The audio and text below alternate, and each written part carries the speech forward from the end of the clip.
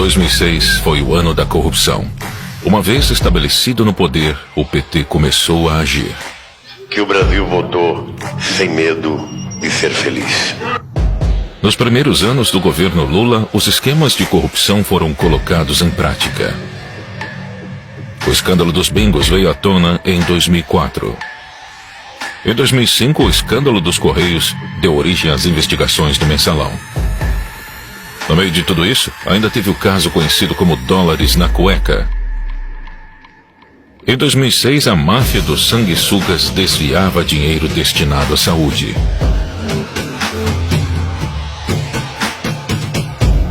E durante o período eleitoral, o escândalo do dossiê que poderia colocar em risco a reeleição de Lula também estourou.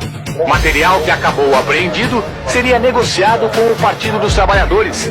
As campanhas eleitorais foram deixadas de lado. Nada poderia vazar. A prioridade era atravessar o período eleitoral intacto e não deixar nenhuma ponta solta.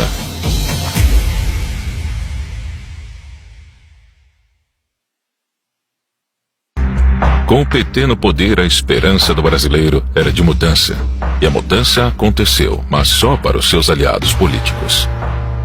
Antes de Lula ser eleito, aconteceu a crise dos bingos.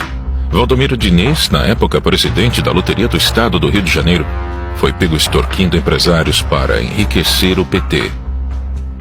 Um dos extorquidos, o bicheiro Carlinhos Cachoeira, cravou Valdomiro pedindo propina e garantindo em troca o monopólio de loterias virtuais. A promessa não foi cumprida e Cachoeira divulgou o vídeo em 2004. A fita de vídeo a que se referia o subprocurador foi gravada por Cachoeira em 2002. A crise desestabilizou pela primeira vez o governo Lula. A confissão de Valdomiro Diniz de que, de fato, tinha pedido dinheiro a Carlos Cachoeira para campanhas eleitorais e propina para um amigo.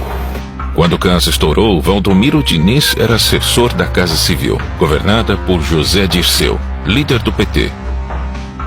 Diniz foi exonerado do cargo no mesmo dia. Para atenuar a crise, Lula passou uma medida provisória que proibiu o funcionamento de casas de jogos de azar. A segunda crise aconteceu em 2005. O governo federal determinou a abertura de inquérito para apurar denúncia de corrupção nos Correios. Um diretor da empresa, flagrado cobrando propina de empresários, foi afastado. A gravação mostrava Maurício Marinho, diretor dos Correios, recebendo propina de empresários em troca de favorecimento em licitações. Com uma câmera escondida, os empresários gravaram todo o encontro mês passado na sede dos Correios. Na gravação, ele explicou o esquema de corrupção e afirmou que tinha autorização do então presidente do PTB, Roberto Jefferson, para realizar a fraude. Através da assessoria, Roberto Jefferson informou que o partido repudia a acusação de que o PTB tenha esquema de arrecadação no serviço público.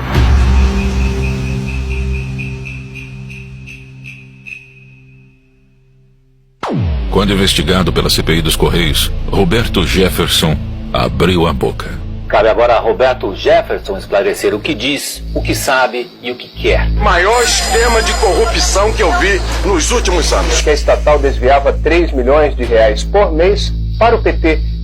O mensalão foi exposto. Jefferson afirmou que as estatais foram a fonte de dinheiro do mensalão. Licitações, cargos e indicações impulsionaram o esquema de corrupção. Quais são as joias da coroa, digamos assim, da administração federal? Petrobras, Furnas, Eletrobras, os fundos de pensão. Roberto Jefferson apareceu para depor. Chegou mostrando um hematoma no rosto, consequência de um acidente doméstico. Desconfie de quem não ouviu falar no mensalão. Ou se omite por medo de enfrentar o que eu estou enfrentando aqui, ou recebe. Roberto Jefferson lançou acusações graves contra o governo. Afirmou que o PT pagava mesada para deputados de partidos aliados votarem a favor de projetos do governo. Ele fez de tudo para as investigações não chegarem ao nome de Lula. Ô Zé Dirceu, se você não sair daí rápido, você vai fazer réu um homem inocente que é o presidente Lula. Rápido, sai daí rápido, Zé. Pra você não fazer mal a um homem bom, correto. que eu tenho orgulho de ter apertado a mão. José Dirceu foi a testa de ferro do caso. Coloca o então ministro-chefe da Casa Civil em posição central, posição de organização e liderança da prática criminosa. Ele era a principal liderança do governo petista e aceitou ser responsabilizado por toda a articulação do esquema para salvar o presidente.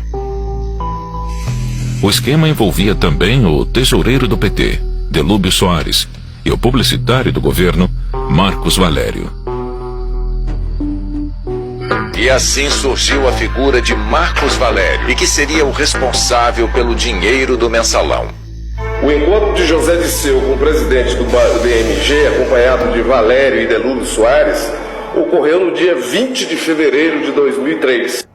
Lula brincou de ator e fingiu surpresa com o caso. Estou convencido que esse negócio de mensalão me cheira um pouco a folclore dentro do Congresso Nacional.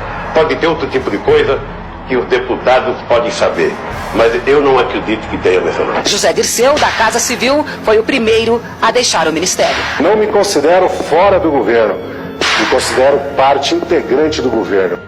José Dirceu saiu da Casa Civil e Lula colocou uma antiga revolucionária do Partido dos Trabalhadores no cargo, Dilma Rousseff. É um compromisso comigo mesmo, de agradecer a todos aqueles que rezaram por mim, que fizeram orações por mim.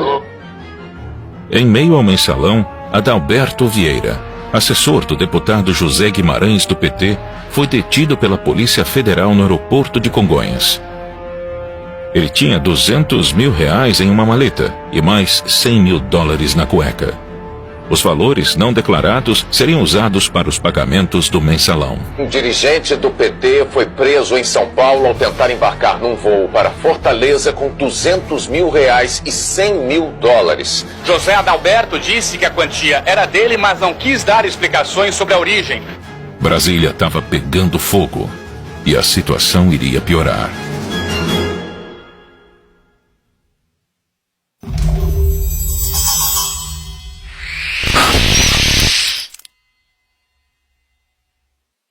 Na Operação Sanguessuga foram cumpridos 46 mandados de prisão contra políticos e assessores.